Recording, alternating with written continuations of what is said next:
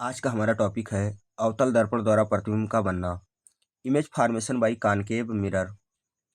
देखिए ये टॉपिक क्या है, बोर्ड एग्जाम की दृष्टि से बेहद ही महत्वपूर्ण टॉपिक है, क्योंकि इस टॉपिक से अक्सर क्वेश्चंस पूछे जाते रहे हैं और आगे भी पूछे जाने की क्या है संभावना है।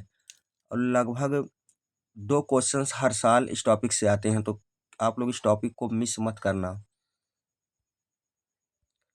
देखिए अवतल दर्पण द्वारा प्रतिबिंब बनने की कुल 6 स्थितियां होती हैं। हम क्या करेंगे, इन सभी स्थितियों का एक एक करके अध्ययन करेंगे। हमारी स्थिति नंबर पहली है, यानी केस नंबर फर्स्ट, जब वस्तु अनंत पर स्थित हो।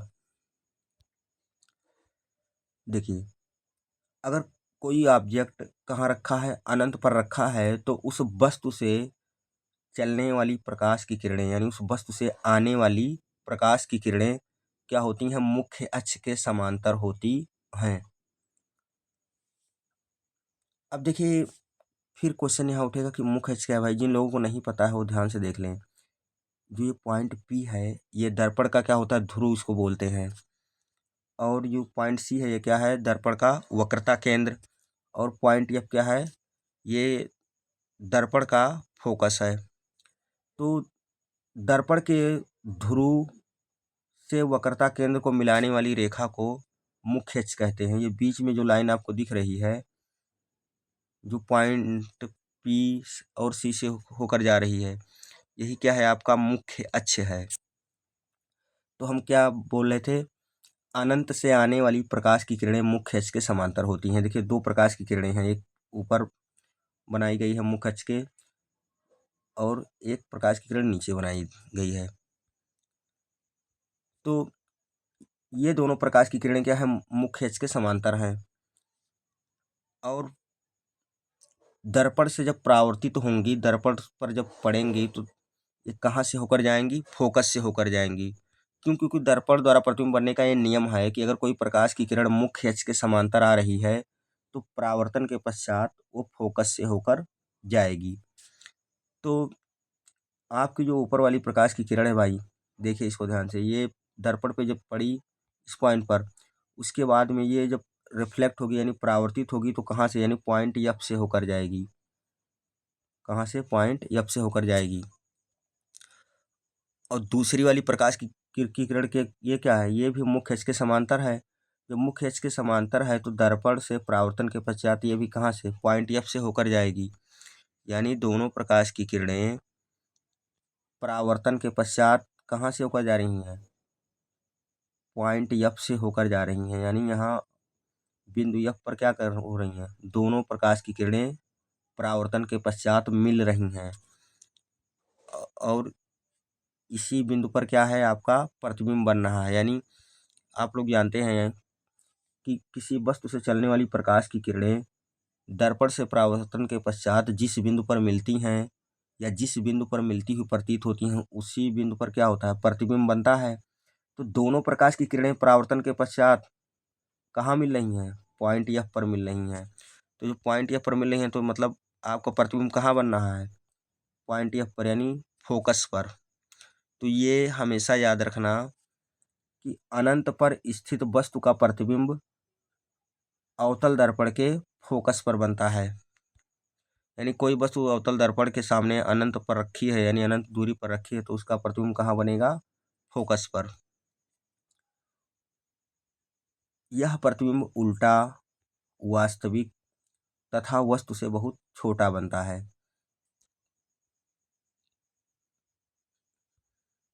अच्छा, एक चीज हमेशा याद रखना, अगर कोई प्रतिबिंब उल्टा बन रहा है, तो वह वास्तविक होगा। यानी उल्टा प्रतिबिंब क्या होता है, वास्तविक होता है।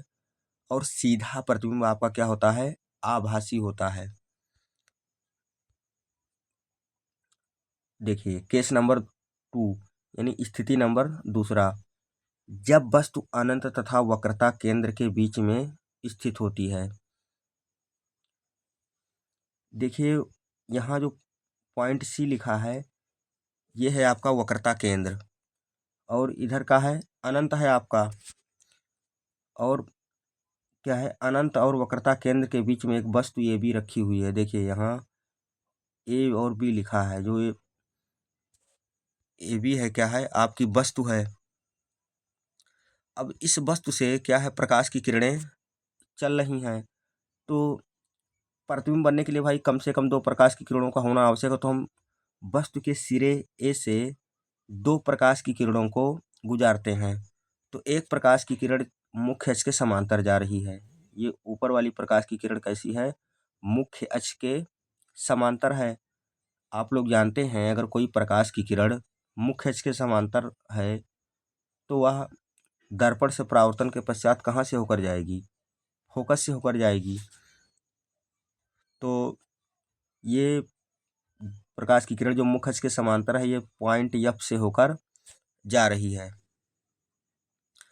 और दूसरी प्रकाश की किरण को हम गुजार देते हैं पॉइंट सी से। ये देखिए, जो दूसरी वाली प्रकाश की किरण है हमारी कहाँ से जा रही है, पॉइंट सी से, यानी वक्रता केंद्र से। और आप लोग जानते हैं कि अगर कोई प्रकाश की किरण वक्रता केंद्र से होकर जा रही है तो वो दर्पण से परावर्तन के पश्चात उसी मार्ग पर वापस लौट आती है। यानी कोई भी प्रकाश की किरण अगर पॉइंट सी से होकर जा रही है तो वो परावर्तन के पश्चात उसी पथ से वापस लौटेगी, यानी विचलित नहीं होगी। देखिए, ये वाली दूसरी वाली जो प्रकाश की किरण हमारा कहाँ पॉइंट सी से होकर ऐसे जा रही है, जब ये दर्पण पर पड़ती है तो ये वापस उसी मार्ग पर क्या होती है, वापस लौट आती है। अब देखिए, दोनों प्रकाश की किरणें परावर्तन के पश्चात कहाँ मिल रही हैं। देखिए, दोनों प्रकाश की किरणें परावर्तन के पश्चात इस पॉइंट पर मिल रही हैं। तो इसको हमने नाम दे दिया ए डैश। क्यों? क्योंकि भाई ये दोनों प्रकाश की किरणें वस्तु के सिरे ये से चल रही थीं। तो वस्तु के सिरे ये से निकली थीं दोनों प्रकाश की किरणें। तो परावर्तन के पश्चात जहाँ मिलेंगी वहाँ क्या सिरे ये का प्रतिबिंब बनेगा, जो वस्तु का सिरा ये है उसी का प्रतिबिंब बनेगा। तो हमने उसका नाम दे दिया ए डैश। अब क्या करते हैं, ये डैश को यानी इस पॉइंट को क्या करते हैं, मुख्य अक्ष से क्या करते हैं, मिला देते हैं। मुख्य अक्ष से मिलाते हैं। मुख्य अक्ष पर जिस बिंदु पर ये पॉइंट मिलती, ये वाली लाइन मिलती है, इसको हम नाम दे देते हैं पॉइंट बी। तो वस्तु ये बी का प्रतिबिंब क्या मिला हमें, ये डैश बी डैश। और आपका प्रतिबिंब कहाँ बन रहा है, पॉइंट सी और पॉइंट एफ के बीच में। पॉइंट सी क्या है, आपका वक्रता केंद्र, और पॉइंट एफ है फोकस। यानी प्रतिबिंब वक्रता केंद्र और फोकस के बीच में बन रहा है। देखिए,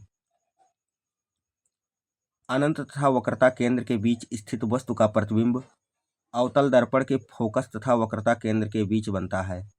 यानी कोई वस्तु अगर अनंत और वक्रता केंद्र के बीच में रखी है तो उस वस्तु का प्रतिबिंब कहाँ बनेगा, वक्रता केंद्र और फोकस के बीच में। अब देखिए, प्रतिबिंब की प्रकृति क्या होगी। यह प्रतिबिंब वास्तविक, उल्टा तथा वस्तु से छोटा बनता है।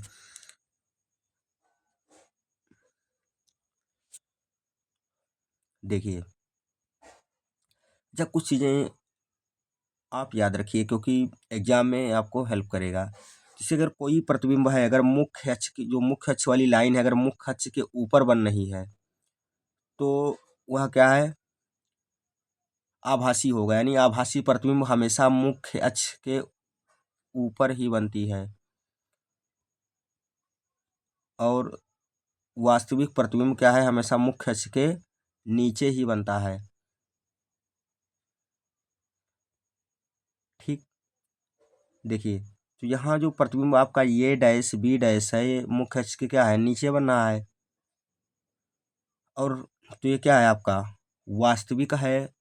और वास्तविक प्रतिबिंब क्या होता है, उल्टा होता है। यानी आपका प्रतिबिंब उल्टा, वास्तविक तथा वस्तु से छोटा है। देखो, वस्तु की लंबाई देखिए, वस्तु ये बी की लंबाई और प्रतिबिंब ये डैश बी डैश की लंबाई देखिए।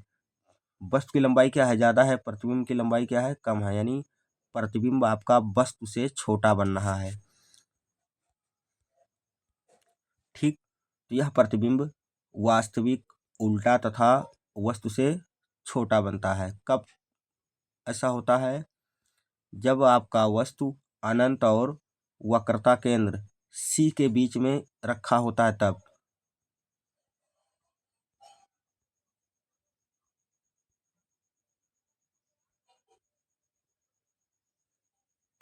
चलिए हम चलते हैं अगले केस पे। जब वस्तु वक्रता केंद्र पर स्थित होती है, यानी केस नंबर तीसरा हमारा है, अगर वस्तु वक्रता केंद्र पर रखा हो। देखिए यहाँ आपका है पॉइंट सी। जो पॉइंट सी लिखा है ये क्या है? आपका वक्रता केंद्र है। आपका वस्तु पॉइंट सी पर यानी वक्रता केंद्र पर एक वस्तु ये भी रखा हुआ है। तो वस्तु के सिरे ये से हम क्या करते हैं? दो प्रकाश की किरणों को गुजार देते हैं। एक प्रकाश की किरण मुख्य अक्ष के समांतर जा रही है। अब ये प्रकाश की किरण जो मुख्य अक्ष के समांतर है, दर्पण से परावर्तन के पश्चात कहाँ से होकर जाएगी? दर्पण के फोकस से होकर जाएगी। देखिए यहाँ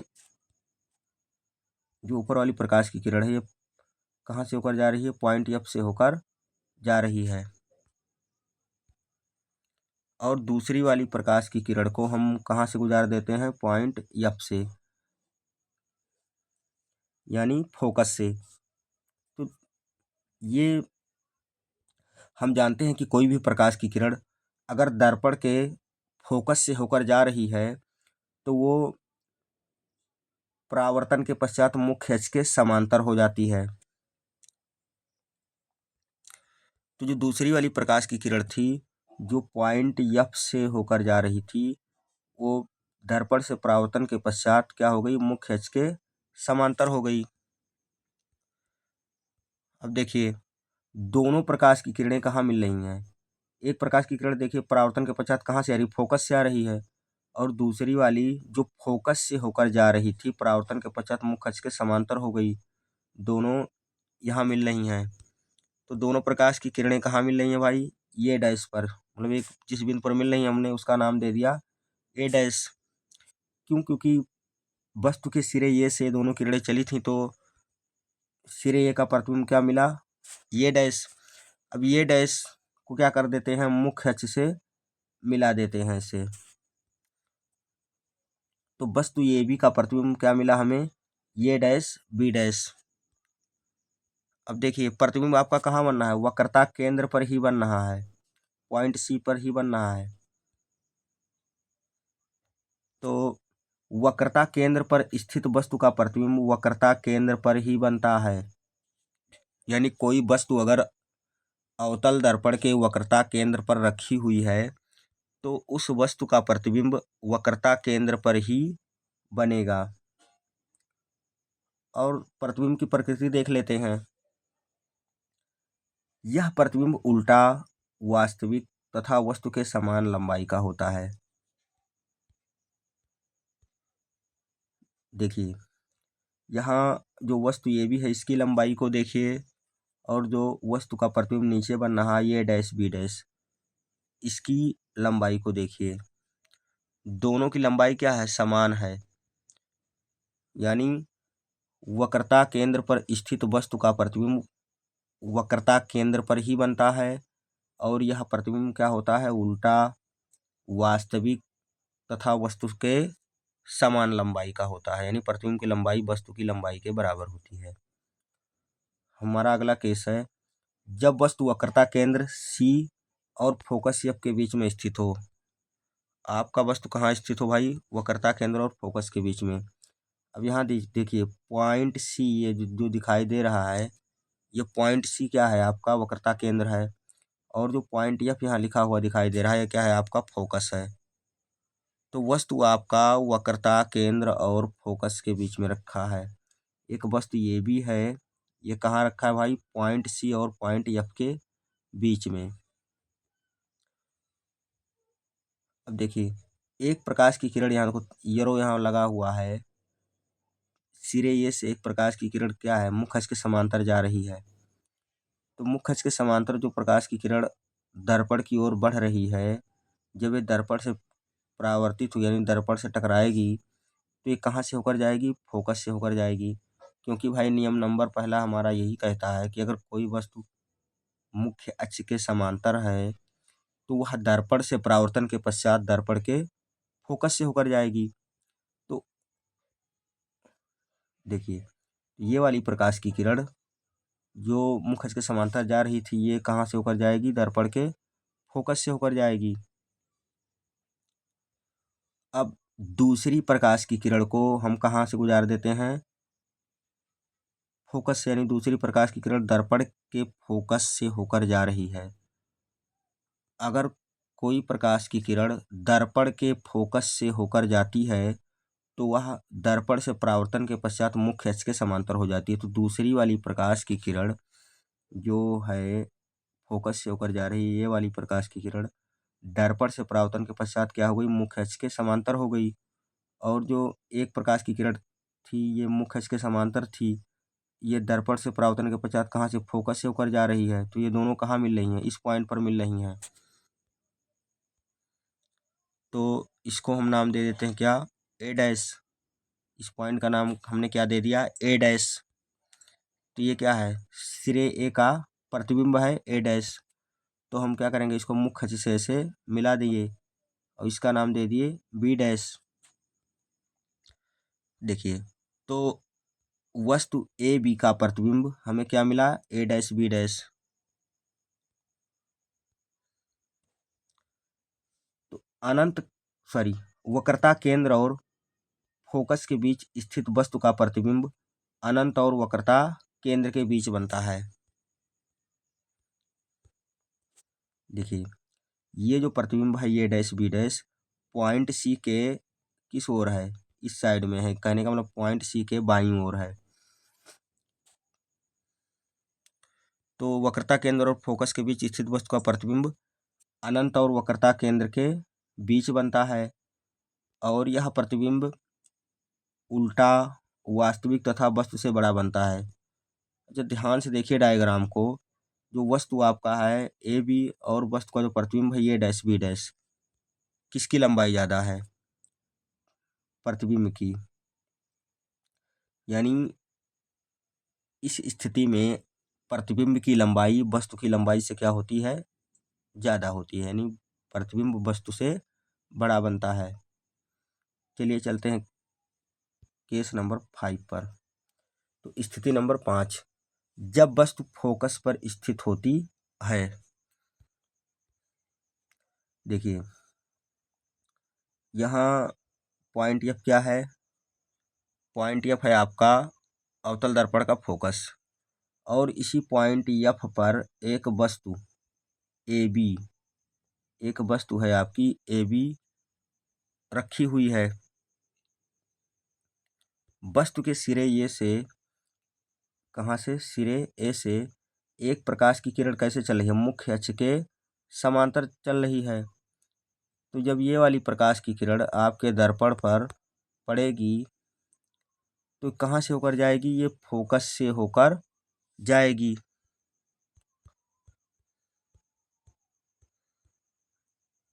देखिए, तो ऊपर वाली जो प्रकाश की किरण है, ये वाली जो मुख्य अक्ष के समांतर जा रही थी, ये दर्पण से परावर्तन के पश्चात फोकस से होकर जा रही है। देखिए, एक प्रकाश की किरण आपकी परावर्तन के पश्चात कहाँ से होकर जा रही है? एफ से होकर जा रही है, ये वाली किरण।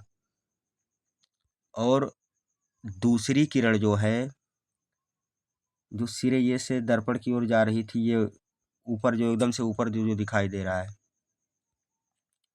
ये वाला। तो जो प्रकाश की किरण, हाँ, ये वाली प्रकाश की किरण, ये देखने में ऐसे लग रहा है कि ये वक्रता केंद्र से होकर आ रही है, यानी पॉइंट सी से आ रही है, यानी पॉइंट सी से आती हुई प्रतीत हो रही है। जब ये दर्पण से परावर्तित होगी तो क्या होगी? उसी मार्ग से वापस लौट आएगी, यानी पॉइंट सी से होकर जाएगी। और दूसरी प्रकाश की किरण जो परावर्तन के पश्चात कहाँ से? फोकस से होकर जा रही है। भाई, ये दोनों प्रकाश की किरणें हैं, इनके बीच का जो गैप है क्या है?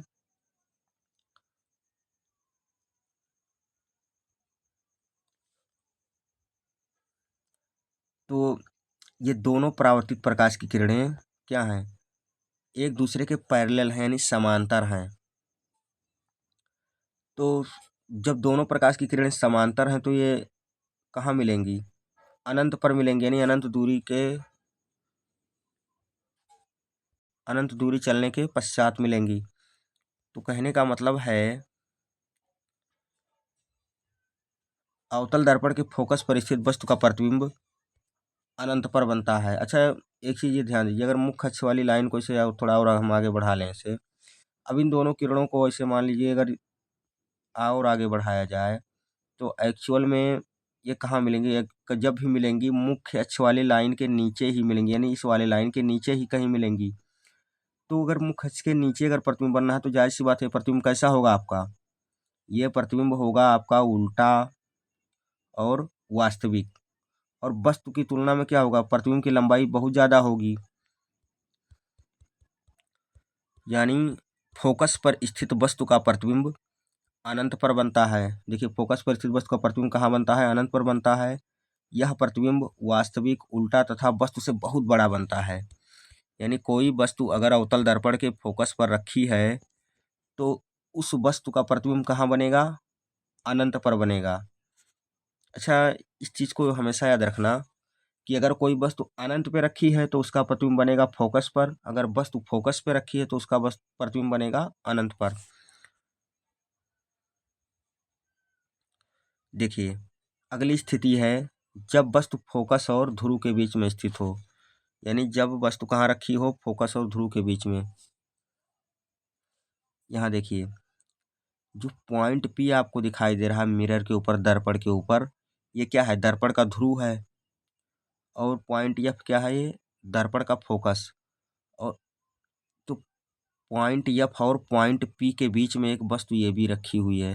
ध्यान से डायग्राम को देखिए, पॉइंट एफ और पॉइंट पी के बीच में, यानी फोकस और ध्रुव के बीच में आपकी एक वस्तु ये भी है, स्थित है। अब एक प्रकाश की किरण को हम कहाँ गुजार देते हैं, एक प्रकाश की किरण को जैसे मान लीजिए ये आपका मिरर है, और मिरर का ये क्या है आपका एफ है, यानी फोकस है, और ये पॉइंट क्या है आपका, ध्रुव है। तो फोकस और ध्रुव के बीच में मान लीजिए कोई वस्तु ऐसे रखी है, तो इस वस्तु के ऊपरी सिरे से, यानी सिरे ये से हम एक प्रकाश की किरण को क्या कर देते हैं, मुख्य अक्ष से समांतर गुजार देते हैं। तो ये जो प्रकाश की किरण मुख्य अक्ष के समांतर जा रही है, ये दर्पण से परावर्तन के पश्चात कहाँ से होकर जाएगी, फोकस से होकर ऐसे निकलेगी। फोकस से, फोकस कहाँ है, पॉइंट, यही पॉइंट क्या है आपका, फोकस है। तो ये वाली प्रकाश की किरण जो मुख्य अक्ष के समांतर है, ये फोकस से होकर जा रही है।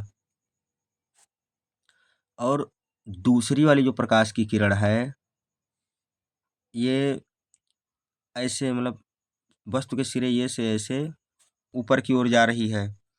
जब ये वाली प्रकाश की किरण ऐसे